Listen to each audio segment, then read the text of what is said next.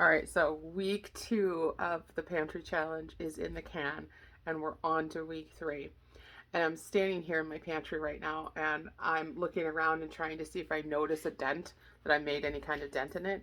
And to be honest, the only thing that I can see that we made a substantial dent in is this evaporated milk. We had like a case of it, like 24 cans, and I think we're down to 4, which is pretty decent. I've been using it for coffee creamer. I've been using it in baking. Um, yeah, so that is the one thing that I feel like we've made a substantial dent in. Everything else that I'm looking around and looking at, no, like we will be fine. But I do want to address something that I said in my very first video, the pantry video, that like the getting ready for the challenge. I think I said, I'm not spending money on anything. That girl's a big fat liar, because I just did a thing. I just dropped $1,400. Actually, I think it was 17 with tax on a Peloton bike. So when you go back and watch that, don't listen to her. She's a big fat liar. We have had to spend money on other things. We haven't spent anything on groceries, but yeah, like, I wasn't near as prepared as I thought I was for my feed. It got really cold, and the animals were just ravenous trying to eat. So I loaded them up with food, and I did not have enough. I was thinking I could get away with at least going just once to get animal feed, but it looks like I did have to go up once already, and I'll probably have to go again. So I'll probably have to go and get it animal feed twice. I'm just going to take you around and look at the pantry, see if there's any, you can see any dent. One pasta from that. Like, one chocolate bar, 2 chocolate bars. I haven't used any of that. I've used a couple of broths. We made a dent in the carnation.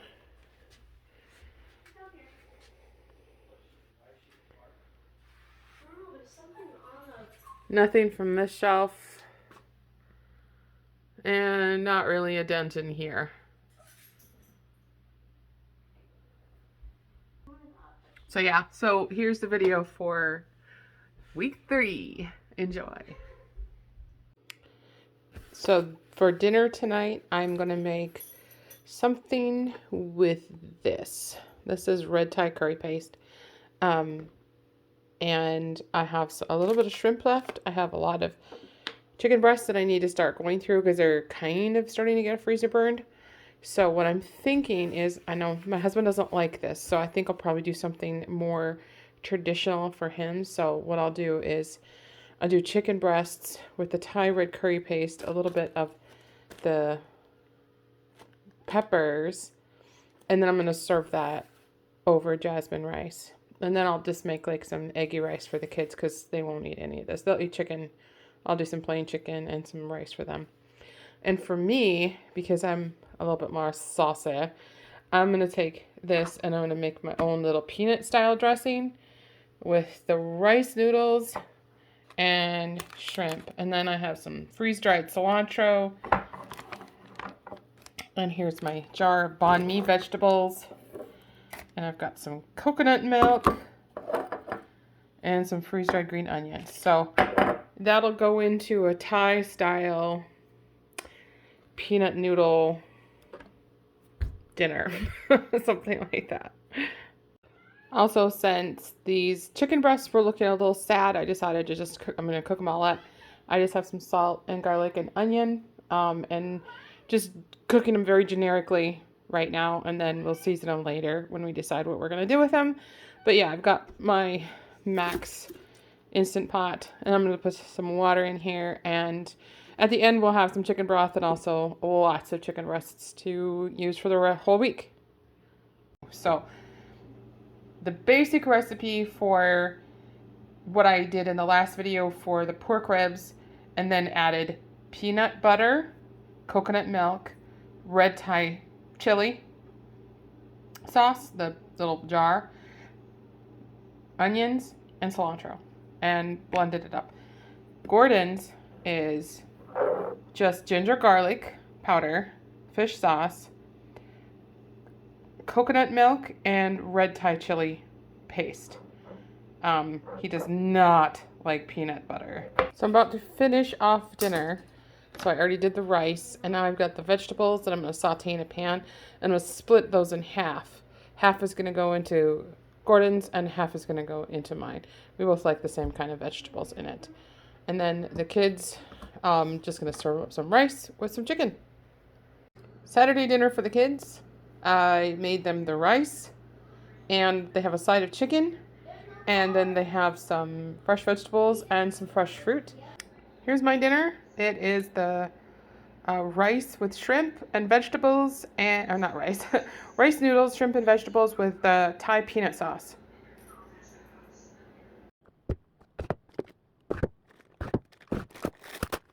Bitchin' Betty has been on the fritz 6 months out of the year that I've owned it. It keeps going out, and it's what I thought was this guy. This guy has been in for servicing twice, still having a problem. So now they just sent me a new valve replacement, just installed it, and we're gonna freeze dry some ice cream. This is some cheesecake that my daughter made for Thanksgiving, and we put in the freezer and individually wrapped. We've been taking them out every once in a while, and we had some for Christmas and nibbling on them. But these are really, really good freeze-dried. They really get really crunchy and delicious. So we'll be able to throw these into a jar and put them on the shelf, keep them shelf stable. Next up is some chocolate ice cream. Looks like it's been in the freezer for a while. We don't eat a lot of ice cream, and it kind of builds up in the house. So this one was pretty sticky, and this one was really hard to get out of the tub. And when I put it out there, I had a little hard time spreading it out on the tray. But by the time I got to the second one, I'd kind of figured out how the best way to do it is to just squeeze the container out and chop it into little pieces so that it doesn't hang over the top of the freeze dryer shelf. That's the one big no-no with the freeze dryer is you want to make sure that you keep the product under the rim of the tray. And that one cut up really nicely. Apple crisp ice cream. That's some good stuff. I only had about half a container left. But I figured that I just wanted to get rid of it. Just get it out there. They've got some little cinnamon crispies and some apple bits in there. So that's a good ice cream. So it's pretty seasonal though. So we're going to just mix them all together. I put some vanilla ice cream on the rest of the tray because I had a little bit of room left over on there. I probably got about 3 or 4 other vanilla ice creams in the freezer. Lachlan really likes vanilla. And then because I have a large freeze dryer, it does come with 5 trays. So I just used the last tray to do some strawberries that have been sitting in the upstairs freezer for quite a while. So those freeze dry pretty nice. And in they go.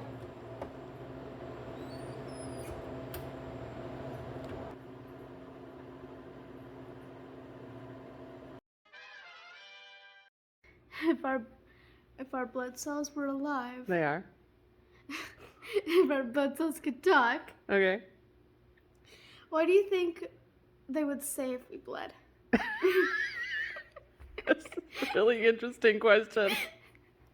Something like, I was just going to work on my normal commute, going back and forth, and I fell out. You know Johnny? Yeah? He's gone too. Where did you go? I don't know. The tray of strawberries wasn't quite done, but I took the rest of it out because it was done. So this is the vanilla ice cream. It's done all the way through.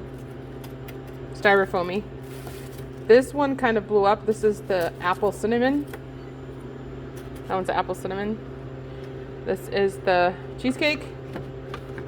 And that one turned out pretty good. There's the chocolate ice cream and the eggnog. So when I came down earlier, it wasn't done yet, so I put it on for more time. This stuff is dangerous. This is the eggnog.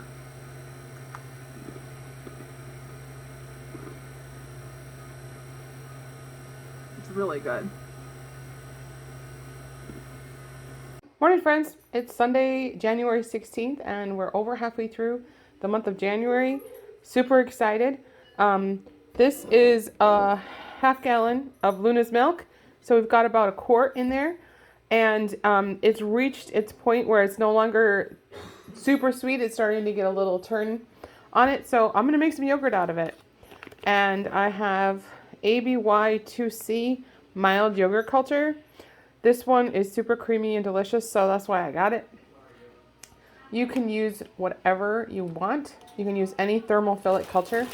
If you had any yogurt, you could actually use yogurt as a starter culture for it. I don't know exactly the proportions, but I choose to use these for consistency, and because I don't normally buy store-bought yogurt, most of the time, I don't keep a mother culture, so I'm going to pour this in there, and I'm going to bring this up to about 180 degrees and then cool it down to 112. Add the culture, and then I have my Instant Pot, and this one doesn't have a yogurt setting. Some of them do. I don't have one on here. So I'm going to use the sous vide, and I'm going to put it up to, let's see, sous vide. I need to do the temp at, I have to look it up, but I'm pretty sure it's around 100 degrees.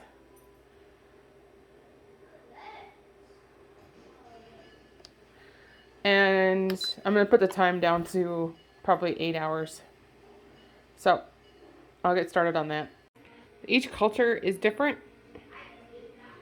For this one, let's see if we can focus. There we go. It says 1/16 teaspoon for 2 quarts. So I'm doing 1 quart. So that means that I'm going to use in these little teaspoons that I have for cheese making. Let's see if we can focus.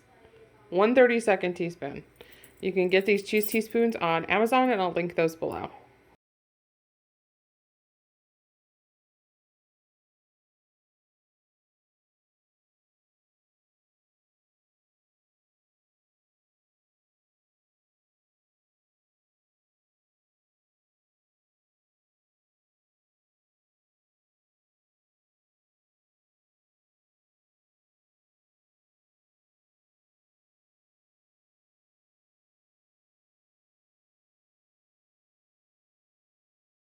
I am doing a scary thing right now.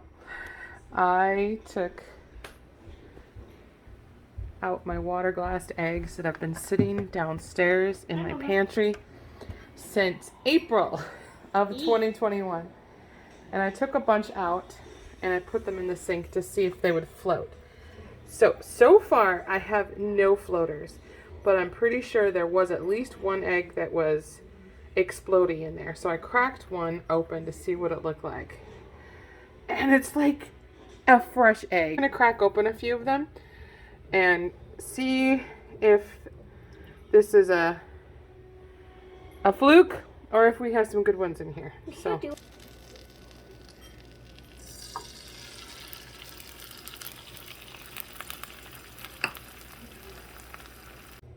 I was a little scared of these because I've never done this before. I've never water glassed eggs before. I've never had enough chickens to preserve them for the next year.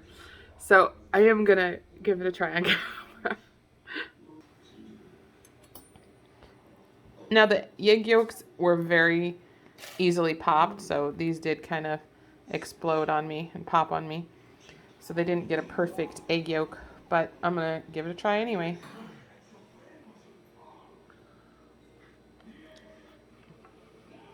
Hot. No difference at all. That is so crazy. These eggs are almost a year old. All right, I had to get Gordon to try it because he is a super taster. So if there was anything off about these things, he would totally get it. He tried it. He said, no, it doesn't taste any different. I thought this was going to be complete compost. Who knew? Well, like thousands of years of our ancestors. That's how they ate them. So today I'm going to make more of my gluten-free flour blend. I'm being lazy right now, so that's why I'm down here. It's empty. So I got to refill it, so I thought I'd take you with me. So this is brown basmati rice. So what I'm going to do is I'm going to grind the brown basmati rice, and I need 4 cups.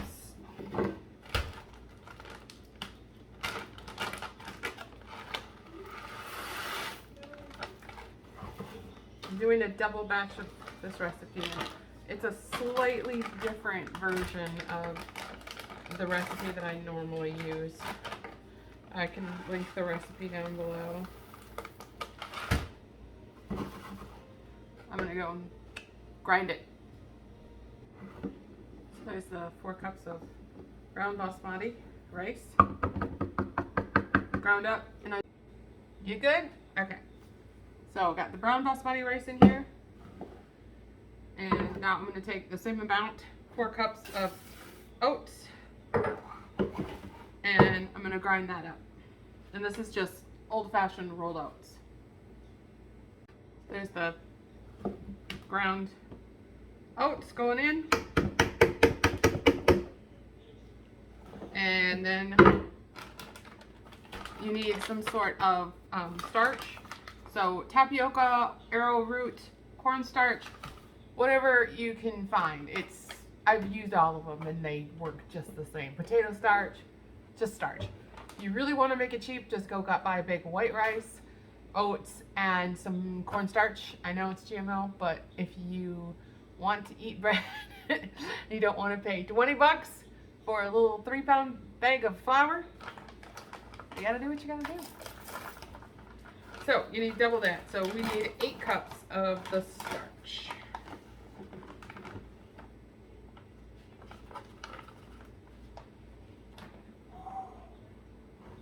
Poofy.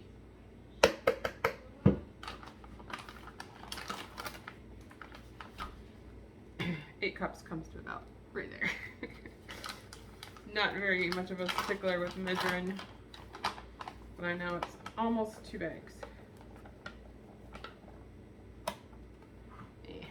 It's 2 bags. It's 2 bags.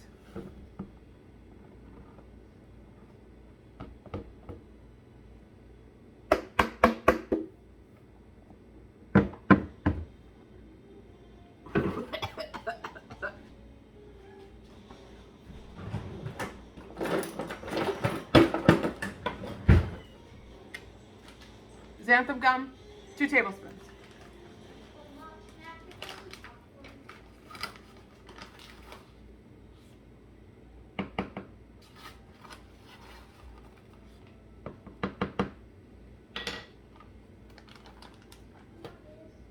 And then I mix it up, and it's done. It's the best gluten-free flour I've ever had. If you decide you're gonna mix it by shaking it, make sure your lid's on tight. Ask me how I know. Sunday evening, we usually have a roast chicken. So I have 2 of our roast chickens. These are the ones that we butchered just in the last video for our butchering. These are the ones that I'm calling the Velociraptors. These were a mix of dark Cornish and white rock, and they turned out really good. I mean, this guy especially, I can't really tell the difference between him and one of the red birds. Yeah, their proportions look great. Their taste is, I don't know yet. This is the first time we're going to be tasting those 2 chickens, those 2 types. And then for our vegetables, we're going to have some roast. I don't have everything in here yet, but roast potatoes, and got some bacon grease and some roasted carrots. And I'm going to throw in sweet potato to roast up. And yeah, Sunday dinner. Very easy. So Lachlan has requested a burrito for dinner tonight. So I have some hamburgers, onions, and garlic that I freeze dried. And I just mixed with some taco seasoning. I just buy it in bulk from Costco. So this is one I got. It's fine. I make my own sometimes, but I don't have that right now. So I'm just heating it up, reconstituting it on the stove. Sometimes I use the microwave, but I just felt like using the stove today. So there's the roast chicken, the roasted potatoes, and I got some of my homemade sour cream on there. And then I have a baked sweet potato on the side, and there's some carrots in there too. So in anticipation of a really, really busy week at work, I'm going to do some meal prepping. So I'm concentrating on things that we absolutely love and we'll just like go in and pop in and so it's not the healthiest for sure. So the first one I'm going to do is I'm actually going to do two. Because I figured we'll do one for lunch and one for dinner. And if we don't get to it, I could just pop it in the freezer and it's just in its own little container. So this is like a chicken broccoli casserole that has been passed down from my mother from the 90s. It was in a cookbook, like one of those little church cookbooks that we were like, oh, it looks really good. And it's the best thing that's ever happened to me. It's so good, but it's so ridiculously fatty. Like my heart gets palpitations. But since it's going to be such a crappy work week, I am going to treat myself with my once a year broccoli casserole. Second one is super simple and easy. I have these pre-made puff pastry shells. And I'm going to take this is freeze-dried beef and gravy and peas and carrots and our leftover potatoes. And I'm going to make two little individual pot pies out of those. One for me because I'm probably just going to throw some gluten-free biscuits or something that I make on it. And the other one for him because he adores puff pastry. And then I'm also anticipating that the children will be like, I don't want to eat that. I don't want to eat that. Okay, fine. I'm making some brioche buns. And I'm making up a bunch of burgers. And I'm just going to put them in the fridge and they can reheat them. So these will just be the patties. And then they can put them on a bun and put some cheese on if they want. And then in anticipation of my youngest son, who's on the spectrum, and I'm not even going to get into that, but he's obsessed with tacos, and his nickname is actually Taco. We call him Laco Taco. And I'm just going to make him up some taco meat and put it in the fridge because I'm out of the freeze-dried stuff that we did. And I'm just going to let that be in the fridge. And if he decides that none of this stuff appeals to him, then I just make him up a burrito or a taco. All right, 2 hours. We got everything except for the buns. Those are still proofing. Those will go into that pan and proof for a few hours. Brioche takes forever, but that's okay. Also, I brought out my stinky cheese from Thanksgiving from the freezer. I feel like it's gonna be a happy day because nobody else is here except for Anara, so I get to eat my stinky cheese. There's the two, and I covered them already. I'm like, I just got to get it done. The two steak pies. So I've got both of them are exactly the same. They're both gluten-free, and I'll put the puff pastry on Gordon's, and I'll maybe put a biscuit or something on the top of mine. And then I have, on the bottom, I did decide to do one more. I did chicken tikka masala, where I just took the chicken that I did earlier in the video, and I put it in the bottom, poured a jar of sauce on top, and put a cover on it. That's it. Did my basmati rice. The Persian basmati rice, I will link that video in the description if you want to see me make that. It's not the easiest rice, but it is the tastiest, that's for sure. This is the taco meat for taco. And I ended up squeezing out 3 of the chicken broccoli casseroles, so we'll be able to I'm going to freeze at least one of these, and then maybe 2 of these. Because do we really need that more than once in this week? I don't know. And then these are the hamburgers, so I put all the hamburgers in there. And I'm just letting everything cool on the counter before I stick it in the overflow fridge. And I will show you guys what it looks like when we actually eat through this. Look what happened yesterday when I told my hens that I had to get out their water glassed eggs. I think I shamed them into laying, because I got all of these eggs yesterday and I hadn't gotten 1 egg out of them.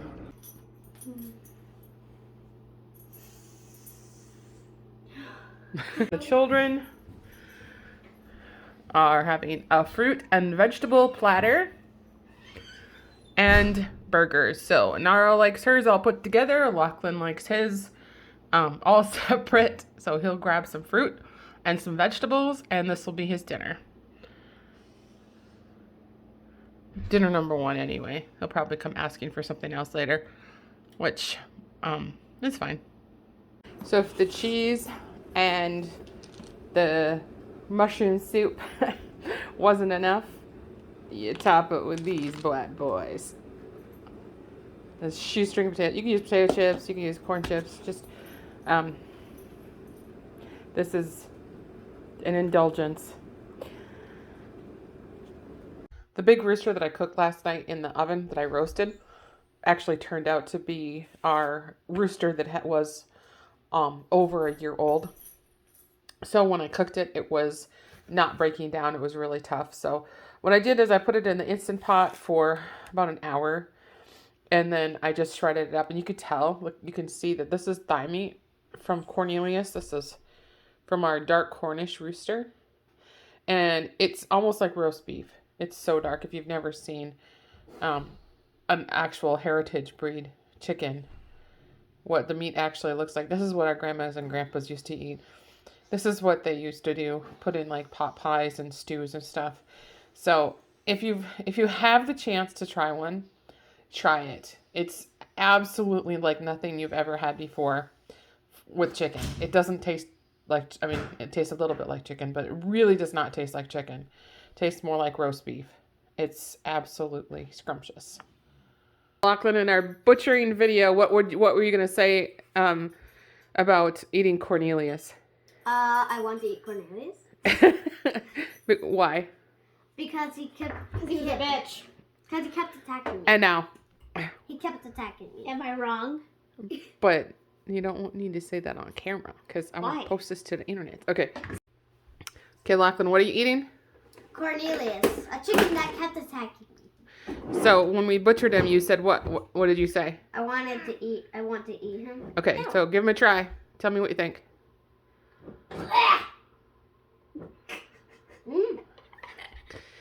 Pretty good. 10 out of 10. So do you think you're now getting the powers of Cornelius? Because you're ingesting his skills. Cornelius doesn't have skills. You eat some more Cornelius? If he eats more Cornelius, he won't be Lachlan anymore. You good? Mama, that's a theory on why Mirabelle didn't get powers. Oh. So here's the 2 steak pot pies. This is the puff pastry on this side, and here's the biscuit crust on this side. I made the puff paste or the biscuits gluten-free, and they turned out amazing. I prefer the gluten-free variety that rather than the flour, not only because obviously it's what I need to eat, but the brown basmati rice and the oats just really bring out this really nutty, gorgeous flavor that you don't get from AP flour. And so I'm super happy with the way that gluten-free biscuits turn out. It's just my normal biscuit recipe, and I can link the video in the description of where I learned to make amazing biscuits. And I just adapted it with my gluten-free flour, and I did nothing different to the recipe. But yeah, these are definitely not something I did store-bought. But yeah, it looks freaking amazing. I'm happy with that. Gotta let that cool for quite a while before we eat it. There were a couple extra biscuits, so I just made one. Made a couple extra biscuits to eat. So I'm gonna have that tomorrow with some egg and maybe some cheese. But the cool part about biscuits is the gluten-free ones is that you could kind of it's really good for starting bakers. You don't really have to worry about working them too much because they're gluten-free. That you're not going to work the gluten. So yeah, very tasty biscuits. Happy with those.